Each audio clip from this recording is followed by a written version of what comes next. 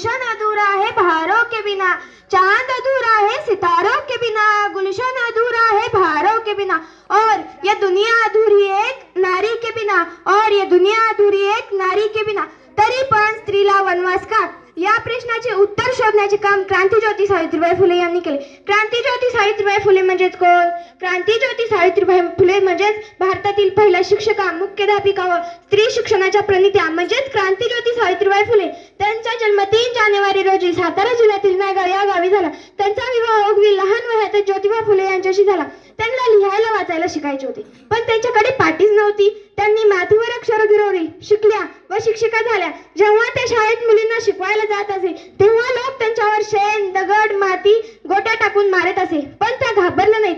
त्यांनी यांचाच वापर करून गोट्या, दगड, स्त्रियांसाठी एक शाळा बनवली. पण आता काय झाले? स्त्री सर्व क्षेत्रात प्रगती करत आहे, पण एक स्त्री खरं दुसऱ्या स्त्रीचा पक्का दुश्मन झाली आहे. काय वाटत असेल त्या सावित्रीबाईंच्या आत्म्याला जेव्हा एक सासू आपल्या सुनेला हुंड्यासाठी छळत असेल? काय वाटत असेल त्या सावित्रीबाईंच्या आत्म्याला जेव्हा एक स्त्री आत्महत्या करत असेल? काय वाटत असेल त्या सावित्रीबाईंच्या आत्म्याला जेव्हा एक नोकरदार स्त्री, शिकलेली स्त्री, तिला आपला पूर्ण पगार माहीत नसेल? काय वाटत असेल सावित्रीबाईंच्या आत्म्याला जेव्हा एक स्त्री लिपस्टिक लावून अंगभर न कपडे घालता स्त्रीमुक्तीच्या गप्पा मारत असेल? काय वाटत असेल सावित्रीबाईंच्या आत्म्याला जेव्हा एक स्त्री कॉफी शॉप मध्ये बसून सिगरेटची बिडी वडीत असेल?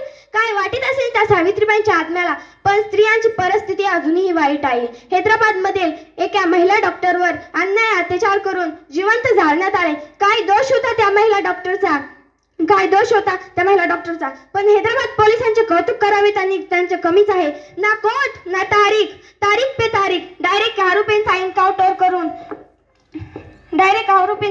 करून त्यांचे कौतुक करावे तेवढे कमीच आहे. शेवटी खाते तर एवढेच म्हणते, नारी को कमजोर न समझो वो है रत्नदान की, नारी को कमजोर न समझो वो है रत्नदान की, ये बेटी हिंदुस्तान की, ये बेटी हिंदुस्तान की. एवढे बोलून मी माझे भाषण संपवते. जय हिंद, जय भारत.